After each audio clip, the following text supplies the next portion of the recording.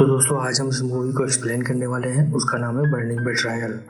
तो guys movie start होती है और हम एक लड़की को देखते हैं जिसका नाम बार्बी होता है और वो अपने बॉयफ्रेंड कायो को बहुत ज्यादा मिस कर रही होती है क्योंकि कायो काफी दिन से उससे मिल नहीं पाया था, इसीलिए वो कायो को मैसेज भी करती है। तभी हम देखते हैं कि अचानक कायो चुपके से उसके घर में आ जाता है और वहाँ वो उसे शादी के लिए प्रपोज करता है। क्योंकि भाभी कायो से बहुत ज्यादा प्यार करती थी इसलिए वो शादी के लिए फौरन राजी हो जाती है। फिर गाइस इसके बाद इन दोनों की खपाखप स्टार्ट हो जाती है। अब हम मूवी के अगले सीन में देखते हैं कि भाभी अपनी शादी के लिए ड्रेस ले रही होती है। तभी उसकी एक दोस्त उससे पूछती है कि क्या तुम पूरी लाइफ कायो के साथ गुजार सकती हो, और भाभी जवाब देती है कि हाँ मैं पूरी लाइफ कायो के साथ गुजार सकती हूँ। तभी उसकी फ्रेंड कहती है कि मेरे बस का नहीं, पूरी जिंदगी एक ही बॉयफ्रेंड के साथ गुजार सकूं, मुझे तो हर रात एक नया बॉयफ्रेंड चाहिए। तो गाइस इन बातों से हमें पता लगता है कि भाभी अपने पुराने वक्त में काफी रंगीन मिजाज थी और उसने कई बॉयफ्रेंड बनाए होंगे, लेकिन जब से वो कायो से मिली तब से उसकी जिंदगी बदल चुकी है और वो अपनी फ्रेंड को भी यही समझाती है कि तुम भी कोई अच्छा सा लड़का देखकर उससे शादी कर लो, मगर उसकी फ्रेंड उसकी बातों को इग्नोर करती है। अब ये सारी बातें उनके पीछे एक ओल्ड लेडी खड़ी हुई सुन रही होती है और वो कहती है कि आजकल की लड़कियां कितना बिगड़ गई हैं, हमारे टाइम में तो हम सिर्फ लड़की की तस्वीर देखकर ही हाँ बोल देते थे। तो दोस्तों इसके बाद हमें पता चलता है कि बार्बी कायो की गर्लफ्रेंड होने के साथ साथ उसकी बिजनेस पार्टनर भी है, जो कि कायो की तरफ से होने वाली तमाम ट्रांजेक्शन का ख्याल रखती है। आज कायो की कोर्ट में पेशी है, इसलिए बार्बी जब कायो के साथ जा रही होती है तो उसे रास्ते में एक बाइक दिखाई देती है और वो बाइक देखकर उसे अपने पुराने दिन याद आते हैं। वो अपनी पुरानी लाइफ में बाइक चलाने का बहुत शौक रखती थी, लेकिन वक्त के साथ साथ अब उसे बाइक चलाने से डर लगने लगा है। अब बार्बी कोर्ट में पहुंच जाती है, लेकिन कायो अभी तक यहाँ पर नहीं आया था। इतने में जजेस भी कोर्ट आ जाते हैं। अब एक जज को देखकर बार्बी का दिल उस जज पर आ जाता है और ये जज दिखने में काफी ज्यादा हॉट भी लग रहा था। तभी वहाँ कायो आ जाता है और उसकी हेयरिंग शुरू हो जाती है। दोस्तों इस जज का नाम मार्कोस होता है और जो एलिगेशन कायो की कंपनी पर लगी है वो ये है, मेला गोल्ड नाम की एक कंपनी जो कि कायो की कंपनी के साथ पार्टनरशिप में है, उसने फ्रॉड किया है, जिसकी वजह से कायो की कंपनी को कोर्ट की तरफ से नोटिस मिला था। इसके बाद कायो जज को अपने थोड़े बहुत सबूत दिखाता है, जिसको देखने के बाद जज को पता चल जाता है कि कायो बेकसूर है, उसकी कंपनी ने कोई फ्रॉड नहीं किया। तभी जज उसकी कंपनी को बाइज्जत बरी कर देता है। अब कायो काफी खुश हो गया था, लेकिन भाभी का ध्यान तो सिर्फ जज मार्कोस पर था, तो वो कुछ भी रिएक्ट नहीं करती। अब अगले सीन में हम देखते हैं कि कायो को कंपनी के कुछ काम की वजह से शहर से दूर जाना था, तो वो भाभी को गुड बाय बोलकर वहाँ से चला जाता है। तो दोस्तों इसके बाद हमें पता चलता है कि अगले दिन भाभी की बैचलर पार्टी है और वो उस पार्टी में अपने असिस्टेंट को भी इनवाइट करती है, जिसका नाम कियागो है, जो कि उसका बेस्ट फ्रेंड होता है। लेकिन कागो उस पार्टी में आने से इनकार कर देता है। भाभी अपनी नई जिंदगी शुरू करने वाली थी, तो वो अपनी पुरानी जिंदगी की तमाम यादों को पूरी तरह भुलाना चाहती थी, इसलिए वो अपनी पुरानी बाइक को सेल कर देती है, जिससे कि उससे काफी ज्यादा लगाव था।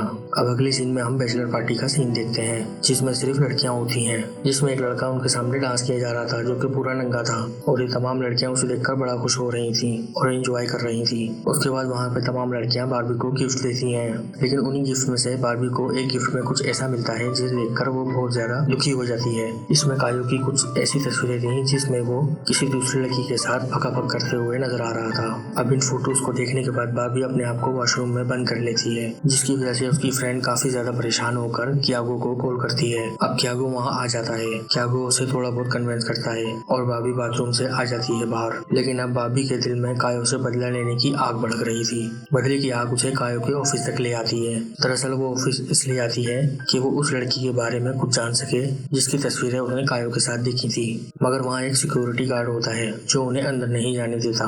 तो ये तीनों उसे कन्विंस करने में लग जाते हैं और वो उसे कहते हैं कि बार्बी और तुम्हारे मालिक की शादी कुछ दिनों में होने वाली है, इसलिए भाभी यहाँ तुम्हारे बॉस के लिए कुछ सरप्राइज लेकर आई है, इसलिए तुम हमें अंदर जाने दो ताकि हम तुम्हारे बॉस के लिए सरप्राइज रख सकें। अब इनकी बात सुनकर वो उन्हें अंदर जाने की इजाजत दे देता है, लेकिन वो खुद भी उन तीनों के साथ ही अंदर जाता है। अब अगर वो सिक्योरिटी गार्ड उन तीनों के साथ रहेगा तो भाभी उस ऑफिस में चेकिंग नहीं कर पाएगी, इसलिए भाभी की फ्रेंड उस सिक्योरिटी गार्ड को दूसरे कमरे में ले जाती है ताकि वो उन दोनों से दूर रह सके और वो उसके साथ फकाफक शुरू कर देती है। अब दूसरी तरफ बार्बी ऑफिस में चेकिंग कर रही थी, तभी उसे उस लड़की के बारे में सब पता चल जाता है और उसे ये भी मालूम चल जाता है कि कायो उस लड़की के साथ 2 साल से रिलेशन में है और कायो जो कि भाभी को देता था सेम वही गिफ्ट वो उस लड़की को भी देता था।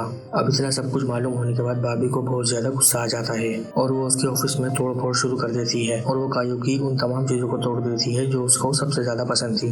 अब शोर शराबा सुनकर गार्ड को कुछ अजीब लगने लगता है और उसे शक होने लगता है, लेकिन बाबी की फ्रेंड उसे बिजी रखती है। अब थोड़ी देर में वो चारों अपने कमरे से बाहर आ जाते हैं तो गार्ड उनसे पूछता है कि ये शोर शराबे की आवाज कहाँ से आ रही थी, तो वो तीनों कहते हैं हमें नहीं पता और वो उसे मना कर वहां से चले जाते हैं। बेचारा गार्ड, उसे मालूम नहीं है कि उसकी पीठ पीछे उसके मालिक का पूरा ऑफिस बर्बाद हो चुका है। अब अगले सीन में हम देखते हैं कि बाबी कायो से बदला लेने के बाद काफी ज्यादा खुश लग रही थी, लेकिन उसे काफी दुख भी था क्योंकि जो कुछ कायो ने उसके साथ किया वो काफी गलत था। कई दिन गुजर जाते हैं लेकिन बाबी अभी तक कायो को भूल नहीं पाती और उसकी याद उसे अभी तक सता रही थी और उसकी याद में उसने अब नशा करना भी शुरू कर दिया था। फिर एक सुबह उसकी फ्रेंड उससे मिलने आती है तो वो पूरी तरह नशे में होती है। बाबी की यह हालत देखकर उसकी फ्रेंड उसे नया मेकओवर देने के लिए अपने साथ ले जाती है। ये नया मेकओवर उस पर काफी ज्यादा अच्छा लगता है और अब बाबी ने फैसला कर लिया था कि वो कायो के साथ बिजनेस पार्टनर खत्म कर देगी। इसके बाद बाबी उसी जज मार्कोस के पास जाती है अपना फोल्डर लेने के लिए, जो कि वो पिछले दिनों कोर्ट में भूल गई थी। बाबी को इस नए लुक में देखकर जज भी उस पर लट्टू हो जाता है। जज से मिलने के बाद जैसी बाबी बाहर आती है तो वहाँ उसे कायो मिल जाता है जो कि उस पर गुस्सा करता है और साथ ही वो उससे माफी भी मांगता है, लेकिन बाबी अब उससे कोई बात नहीं करना चाहती थी। वो उसे वहाँ से जाने के लिए बोलती है मगर कायो उसकी कोई बात नहीं सुनता। फिर वहाँ जज मार्कोस आ जाता है और मार्कोस को देखकर कायो वहाँ से निकल जाता है। तो दोस्तों अगले सीन में हम देखते हैं कि मार्कोस और बाबी एक क्लब में आ जाते हैं जहाँ वो दोनों ड्रिंक करते हैं। वहाँ वो दोनों थोड़ी बहुत बातें करते हैं। तभी हम देखते हैं कि मार्कोस एक लड़की को देख रहा होता है और बार्बी भी उसे नोटिस करती है। तभी मार्कोस उस लड़की से बात करने चला जाता है और बार्बी भी उस क्लब से बाहर आ जाती है। इसके बाद बार्बी अपनी फ्रेंड को सब कुछ बताती है जो भी क्लब में आज उसके साथ हुआ था और वो उसे ये भी बोलती है कि तुम सही कहती हो, किसी एक लड़की के साथ पूरी जिंदगी क्या गुजारनी, हर रोज एक नया लड़का ढूंढो और एंजॉय करो और अपनी जिंदगी मजे से जियो। अब अगले सीन में हम देखते हैं कि बार्बी अपने घर आ जाती है और वो देखती है कि मेरे घर का मेन डोर खुला हुआ है। अब बार्बी जैसे अंदर आकर देखती है तो उसके घर का सारा सामान फैला हुआ होता है और वो समझ जाती है कि उसके घर में किसी ने आकर छानबीन करी है। अब ये सब कुछ देखकर बार्बी काफी ज्यादा डर जाती है। अब वो फौरन क्यागो को कॉल कर घर बुला लेती है। अब थोड़ी देर बाद क्यागो उसके घर आ जाता है। इसके बाद बार्बी क्यागो को मार्कोस के बारे में बताती है कि किस तरह जज ने आज उसे कायो से बचाया और वो जज को पसंद करने लगी है। अब ये सब कुछ सुनने के बाद क्यागो उसे समझाता है कि जज बहुत खतरनाक होते हैं तो तुम मार्कोस से दूर ही रहो, इसी में तुम्हारी भलाई है। अब बातों ही बातों में वो उसे बता देता है कि वो बार्बी को पसंद करता है, लेकिन बार्बी उसे बोलती है कि तुम और मैं सिर्फ अच्छे दोस्त हैं और दोस्ती के अलावा हमारे बीच कुछ नहीं है। अब ये सब सुनकर क्यागो वहाँ से चला जाता है। अब इतना कुछ सुनने के बाद बार्बी को अंदाजा हो जाता है कि उसे अपनी पूरी लाइफ एंजॉय करनी चाहिए, तो वो अपनी पुरानी जिंदगी में वापस जाने का सोचती है। इसलिए उसने जो अपनी पुरानी बाइक सेल कर दी थी वो उसे वापस खरीद लेती है। अब नेक्स्ट डे हम देखते हैं कि बार्बी बाइकर्स क्लब ज्वाइन कर लेती है और वहाँ पर सभी बाइकर्स एक ट्रिप पर जाते हैं। तो दोस्तों हम देखते हैं कि उन बाइकर्स में से एक मार्कोस भी है। अब तो बार्बी की चांदी हो गई थी। इस ट्रिप पर बार्बी और मार्को काफी सारी बातें करते हैं और वो दोनों एक दूसरे के साथ काफी खपाखप भी करते हैं। अब एक सुबह मार्कोस बार्बी को छोड़कर चला जाता है। ये ट्रिप आज खत्म होने वाली थी। अब उनमें से एक बाइकर आकर बार्बी को बोलता है कि ये मार्कोस काफी ज्यादा अजीब इंसान है, तुम्हें इससे दूर रहना चाहिए। अब ये सुनकर बार्बी को काफी ज्यादा अजीब लगता है। अब सीन शिफ्ट होता है और हम देखते हैं कि बार्बी अपने ऑफिस में काम कर रही थी। तभी उसके पास एक ईमेल आता है जिसमें उसकी और जज मार्कोस की वीडियोस थी जिसमें वो फकाफक कर रहे थे। अब ये वीडियो देखने के बाद बार्बी को बहुत ज्यादा टेंशन हो जाती है। अब उसको कुछ समझ नहीं आ रहा था कि आखिरकार वो इंसान कौन है जो कि उसकी जिंदगी को बर्बाद करना चाहता है। एक तरफ उसका शक कायो पे जा रहा था और दूसरी तरफ क्यागो पे। अब कुछ दिन गुजर जाते हैं और हम देखते हैं कि बार्बी ने कायो का लैपटॉप अनलॉक कर लिया है और लैपटॉप अनलॉक होने के बाद उसे कायो के काले कारनामों के बारे में सब कुछ पता चल जाता है। जिस फ्रॉड की वजह से कायो की कंपनी कोर्ट में गई थी, असल में वो फ्रॉड कायो ही कर रहा था, वो भी किसी दूसरी कंपनी के नाम से। अब बार्बी को काफी अच्छा मौका मिल जाता है कायो से बदला लेने का। अब उसी टाइम बार्बी के ऑफिस पर मार्कोस उसे डेट के लिए इनवाइट करता है।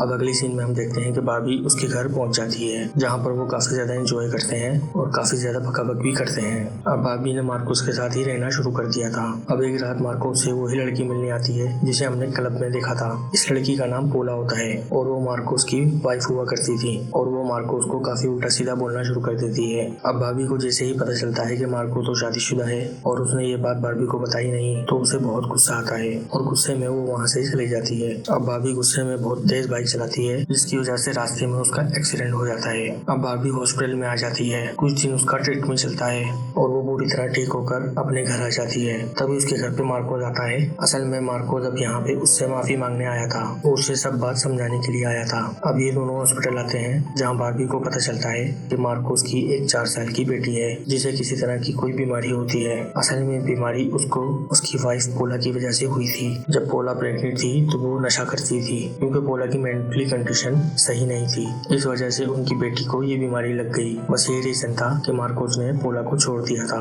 अब मार्कोस की बातें सुनकर बार्बी को कुछ अच्छा लगने लगता है। अब अगले सीन में हम देखते हैं कि मार्कोस उस शख्स का पता करने में लग जाता है जिसने बार्बी का एक्सीडेंट करवाया था। अब वो अपने असिस्टेंट से कुछ ऐसी चीजें लाने को कहता है जिससे वो बार्बी के आसपास रहने वाली तमाम चीजों पे नजर रख सके। अब अगले सीन में हम कायो को देखते हैं। अब यहाँ कायो को देखकर लगता है कि जैसे उसे किसी ने बहुत बुरी तरह मारा है। तभी उसके पास कियागो भी आता है। अब यहाँ हमें पता चलता है कि ये सारा फ्रॉड कियागो ने किया था और वो भी किसी गैंग के साथ मिलकर। और जब से बार्बी ने कायो को लैपटॉप चुराया है तब से वो गैंग वाले कियागो और कायो को ढूंढने में लगे हुए थे ताकि वो उनसे फ्रॉड किया हुआ पैसा वापस ले सके। और बार्बी का रिलेशन मार्कोस के साथ था, इस वजह से ये दोनों उसे मार नहीं पा रहे थे। इसी वजह से कियागो बार्बी को मार्कोस से बार बार दूर रहने के लिए कह रहा था। मगर अब ये दोनों बार्बी को किसी भी तरीके से मार देना चाहते हैं ताकि इन दोनों की जान बच सके। अब ये सारी बातें मार्कोस सुन लेता है क्योंकि मार्कोस ने बार्बी के तमाम दोस्तों पे नजर रखी हुई थी। अब मार्कोस फौरन बार्बी को कॉल भी करता है लेकिन क्योंकि बार्बी उससे नाराज थी इसलिए वो उसका कॉल नहीं उठाती।